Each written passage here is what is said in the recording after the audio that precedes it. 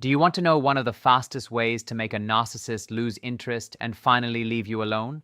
Most people think the answer is to fight harder, explain better, or prove they were right all along. But that is usually the exact thing that keeps the toxic cycle alive. It gives the narcissist what they want most: attention, emotion, drama, movement, control. What truly changes the game is something quieter, something stronger. You become calm, you become steady, you stop looking like a person they can pull into chaos. And once that happens, you stop being fun to them, you stop being useful to them, you stop giving the energy they were feeding on. In this script, I will walk you through 7 powerful shifts that make narcissists back away step by step, and the last one is the strongest because it changes not only how they see you, but how you see yourself. And once that changes, everything changes. Let's be clear from the start, this is not about revenge. It is not about mind games. It is not about becoming cruel. It is about protecting your peace, your mind, your sleep, your future. People like this live off reactions. They feed on fear, sadness, anger, confusion, and hope. As long as you keep reacting, they keep returning. In their mind, you are not a free person with your own life. You are a source, a place they can come back to whenever they want attention or power. But that false idea falls apart the moment you stop playing your part in their pattern. The second you stop chasing, stop explaining, and stop reacting the way they expect, their grip begins to weaken. Stay with me, because once you understand this, you will never see the game the same way again. The first shift is simple, but it is not easy. Stop giving emotional reactions. This is where their fuel comes from. They do not care if the emotion is love or hate. They do not care if you are crying, begging, defending yourself, or trying one last time to be understood. What matters to them is that they can still move you, that they can still push a button and watch your whole nervous system light up. Every big reaction tells them the connection is still open. Think about a spoiled child throwing a tantrum in a store.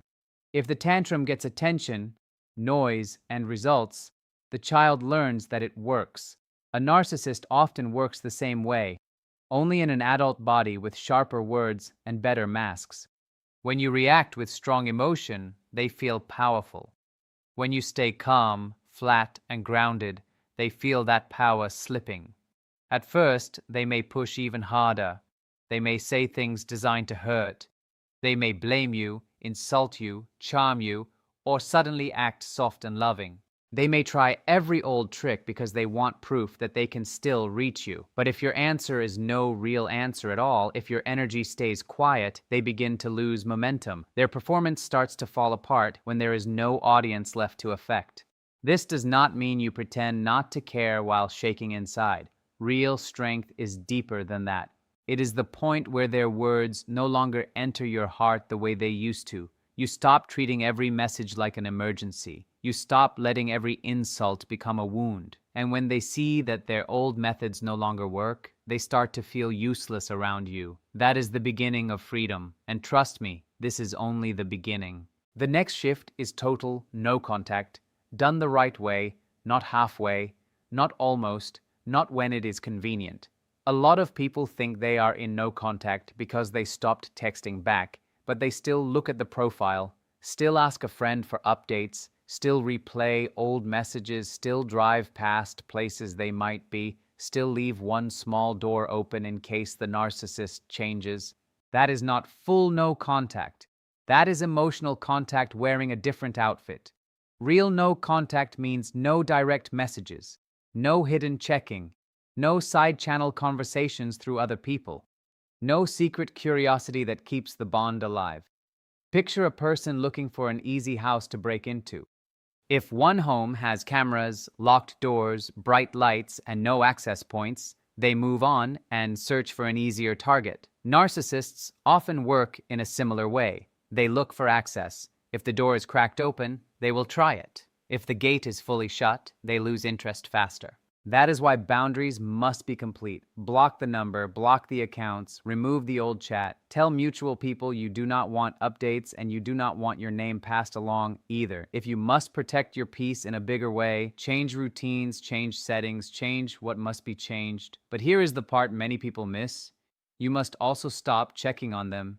Even if they do not know you looked, that act keeps your own wound open. It keeps the cord alive inside you. The less access they have to you, and the less access you allow them to occupy in your mind, the weaker the hold becomes. They may test the silence now and then. They may throw out bait, but when every path stays closed, they slowly learn there is nothing left to control here. Another powerful shift is to stop defending yourself and stop over-explaining. This one is huge because many narcissists know exactly how to trap good people in long, exhausting conversations. They accuse, you explain, they twist your explanation, you explain again, they change the story, you try harder. Before you know it, you are 5 layers deep in a conversation that was never meant to bring truth. It was meant to keep you spinning. People like this often do not argue to understand. They argue to exhaust you, confuse you, and make you work for approval that will never come. They may call you selfish, cold, dramatic, disloyal, weak, or impossible to love. And your first instinct may be to clear your name, to prove your heart, to lay out every detail so they finally see the truth. But here is the trap. The more you explain, the more you hand them the stage. You begin acting as if they are the judge of your worth. And the second you accept that role, they win more time, more energy, more emotional access. Imagine they say, "You never cared about me." The old version of you might write a long message, listing all the things you did, all the ways you showed up, all the sacrifices you made. But the stronger version of you says very little, maybe just, "That is your opinion," maybe nothing at all. That kind of response cuts off the supply because it gives them no emotional rope to pull. Of course, if your work, safety, or reputation is at risk in a serious real-world situation, respond in a clear and professional way. Protect what matters. But in personal chaos, silence often says more than 1,000 perfect sentences ever could.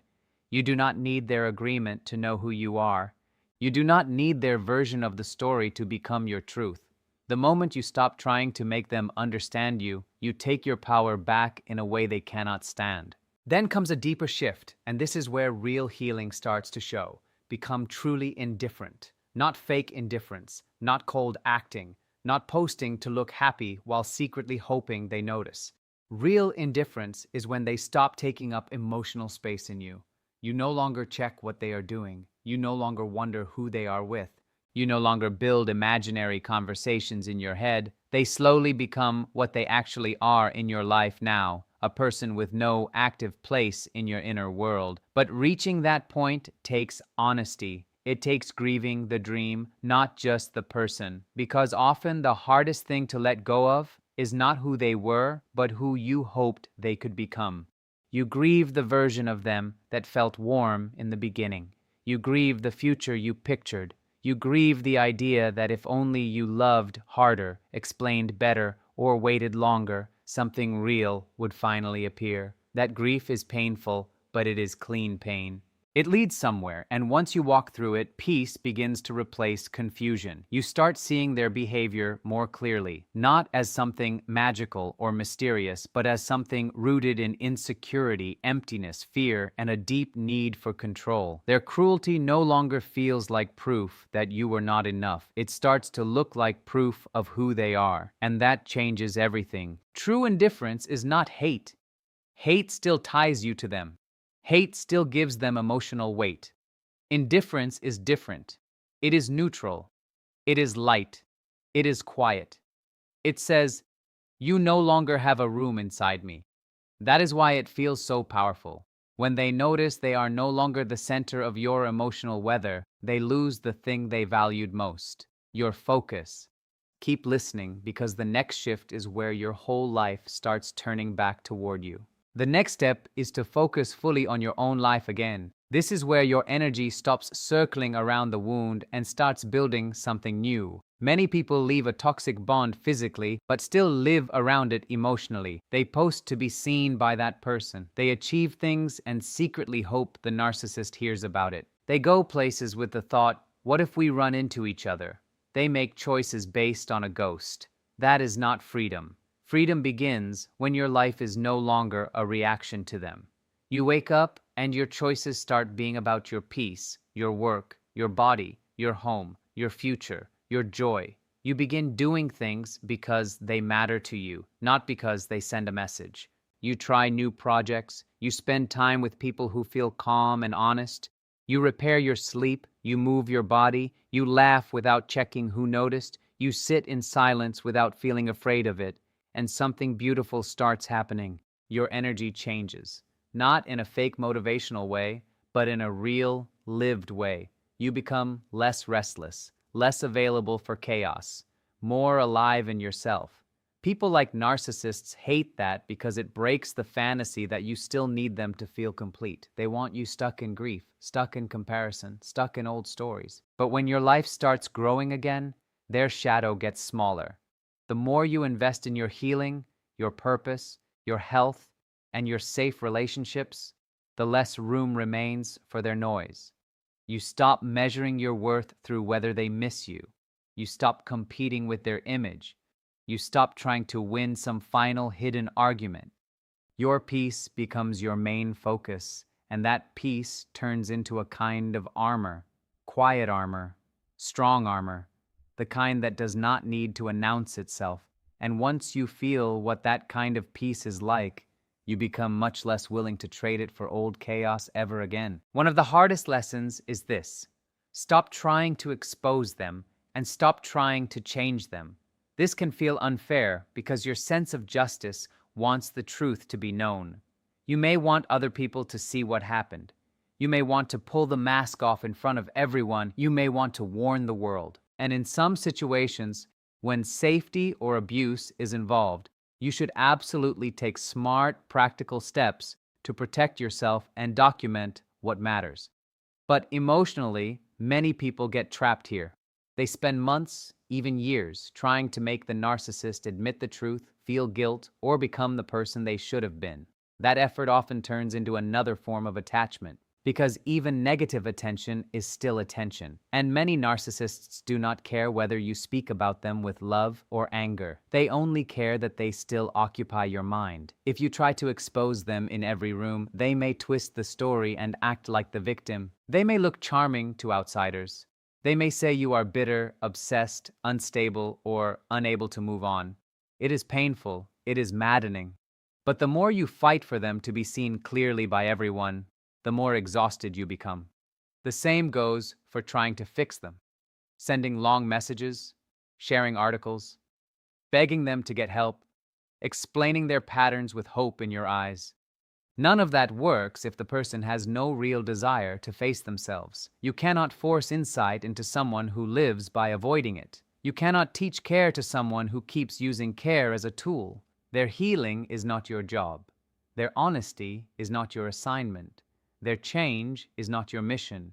The moment you stop trying to save them from themselves, you save yourself from endless disappointment. And that is a turning point more powerful than most people realize. Now we reach the strongest shift of all. Become emotionally unavailable as a source of supply. This is different from just creating distance. This is inner distance. This is when your body, mind, and heart stop responding to the bait the way they once did. They text and you do not rush. They insult and you do not collapse. They praise you out of nowhere and you do not melt into old hope. They try to trigger guilt, fear, pity, or urgency, and your system stays steady, calm, grounded, clear. This is not numbness. It is not bitterness. It is peace with strong walls. You are no longer offering them anger, comfort, love, explanation, rescue, or an emotional stage. You become still in a way that makes manipulation feel useless. And once a narcissist senses they cannot pull energy from you anymore, something shifts fast. They may try harder for a moment. One last push, one last charm wave, one last attack, one last guilt message dressed as concern. But when nothing lands, they begin to back away. There is no reward here anymore.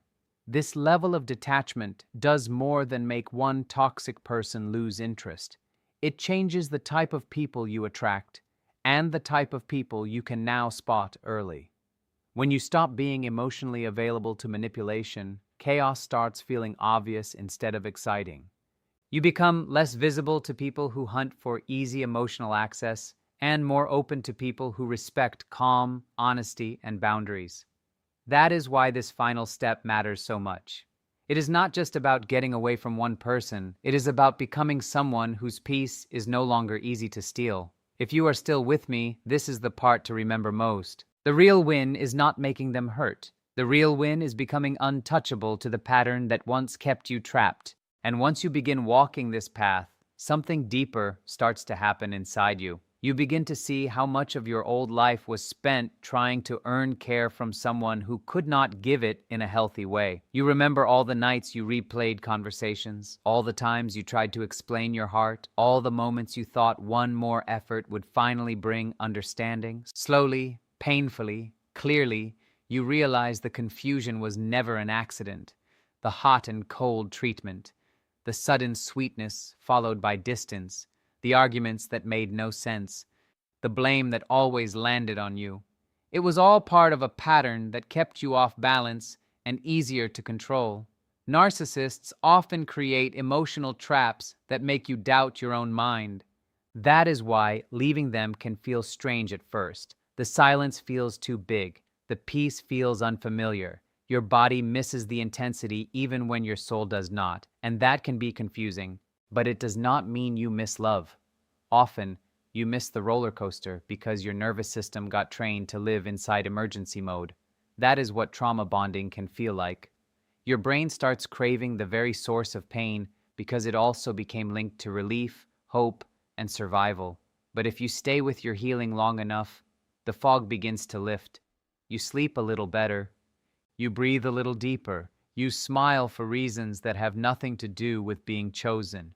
Your own room starts to feel safe again. Quiet stops feeling empty and starts feeling sacred. That is when you know recovery is real, not because you never think of them, but because their memory no longer runs your day. That is powerful. That is the moment your life starts becoming yours again. You also begin to understand something many survivors learn too late.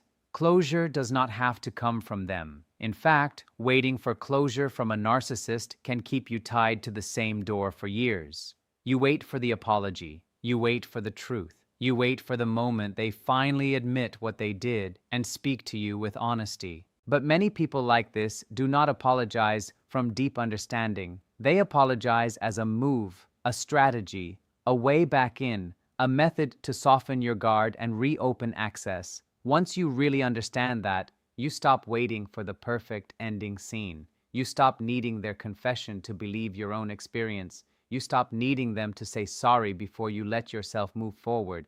That is real closure. It is the kind you create by accepting what happened, learning from it, and choosing not to return to what kept breaking you. Healing is not instant. Sometimes it feels like walking out of a dark tunnel into bright light after being underground for too long. At first, even peace can feel uncomfortable because it is unfamiliar. But slowly, the world comes back into color. Small things begin to matter again. Morning light, clean sheets, a joke that makes you laugh out loud, music that does not remind you of pain, food that tastes good because your body is no longer in survival mode all the time. You begin meeting life again, not as someone begging to be chosen, but as someone returning home to themselves. And as that happens, your standards rise naturally. You stop chasing people who drain you. You stop romanticizing mixed signals. You stop calling chaos passion. Healthy love starts to make more sense. Gentle love, clear love, steady love. The kind of love that does not require you to betray your own peace just to keep it. As your peace grows, your whole way of relating begins to change. You stop being pulled in by intensity alone. You stop confusing being wanted with being valued. You stop seeing pain as proof that a connection is deep. Instead, you start craving what is solid, kind, and safe. People who respect your no. People who do not punish your boundaries. People who do not make you perform for basic care. This is one of the biggest signs of growth. Broken patterns begin to feel heavy instead of exciting. Drama feels loud, not magnetic. Control feels obvious, not confusing. And because your energy is different now, you start attracting differently too. The people who need chaos to feel alive often drift away from calm people because calm gives them nothing to hook into. Meanwhile, healthy people tend to respect peace. They do not try to shake it, test it, or steal it. That is why healing is not just getting over one person. It is upgrading your whole inner life. The version of you that kept over-explaining begins to choose silence. The version of you that begged for crumbs begins to feed themselves first. The version of you that thought peace was boring begins to see that peace is actually holy, sacred, worth protecting. There may still be moments when a memory shows up, a song, a place, a random message, a thought that stings for a second. But now you pause, you breathe, you notice the wave, and then you watch it pass without letting it carry you away. That is growth. Every time you refuse to react the old way, you win. Every time you choose calm over chaos, you win. Every time you stop trying to prove yourself to someone committed to misunderstanding you, you win. This is not the loud kind of victory that gets applause. It is quieter than that, but it is deeper. It is the kind of victory that rebuilds a soul from the inside. In time, you stop asking the old questions. Do they think about me? Did I ever matter? Will they ever change? Why did they do this? Those questions lose their power because you begin to see the truth more clearly. People like this often move through life driven by fear more than love. Fear of being ignored, fear of being ordinary, fear of losing control, fear of being seen without the mask. Their confidence can look strong on the outside, but often it hides a very fragile center. Once you see that, you stop taking every wound as a statement about your worth. Their behavior says more about their emptiness than it ever said about your value. And that truth helps you stop personalizing what was never really about you in the first place. Your next chapter is not about revenge. It is about rebirth. It is about becoming the version of yourself they could never control again. The version that trusts their own gut. The version that no longer apologizes for boundaries. The version that listens when something feels off instead of talking themselves out of it. You stop shrinking to keep the peace with people who bring none. You stop dimming your light to avoid being disliked. You start living with more honesty, more freedom, more self-respect. And that is when the narcissist truly loses their hold. Not when you scream the loudest, not when you make them jealous, not when you win some final argument. They lose when their name no longer changes your pulse. They lose when they no longer have emotional access. They lose when you become so rooted in your own peace that their usual tools cannot even reach you. If you are still healing, keep going. Do not rush yourself.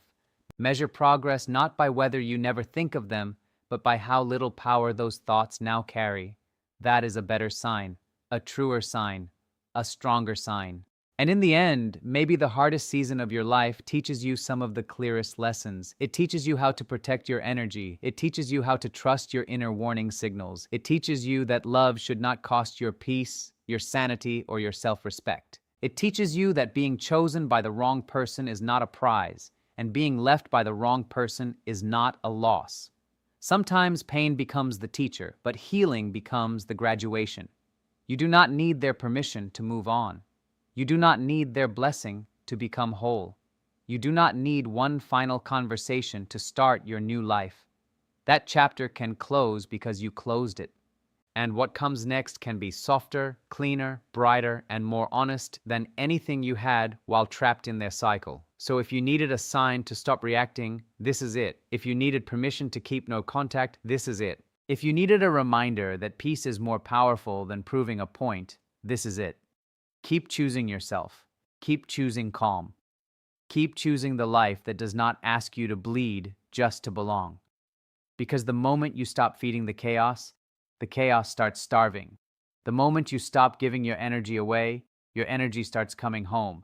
And the moment you realize you were never meant to fix them, save them, or beg them to love you, a whole new kind of freedom opens up. Quiet freedom, strong freedom, real freedom. So walk away with your head clear. Stay grounded, stay steady. Let your healing be slow if it needs to be, but let it be real. One day you will look back and notice something amazing. The person who once had so much power over your emotions has become a distant lesson, and you have become someone they can no longer reach. That is the win. That is the peace. That is the new life waiting for you.